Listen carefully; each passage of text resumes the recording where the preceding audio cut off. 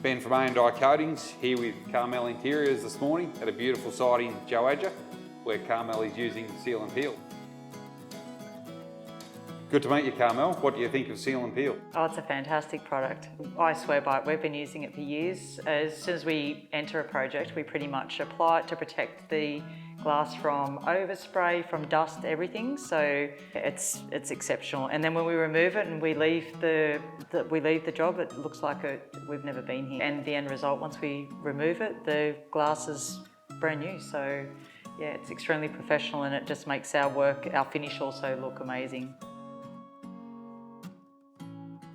And how do you find it to apply? Is it user-friendly? Yes, it definitely shaves a lot of time off as opposed to using tape and plastic and paper. So from a labour perspective, it's definitely a lot quicker and also more efficient. So yeah, and it's amazingly easy. You're an enthusiastic user of the product. Let's have a look at some of your work.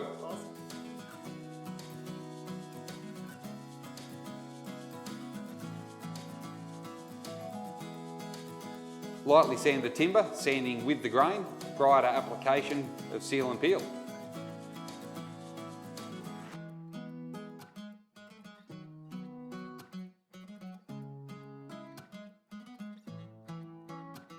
Apply the Seal and Peel using a brush, roller or spray application.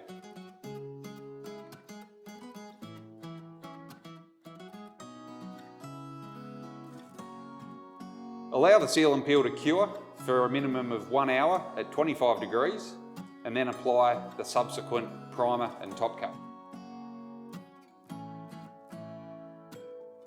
Let the paint dry, cut around the edge and peel it away.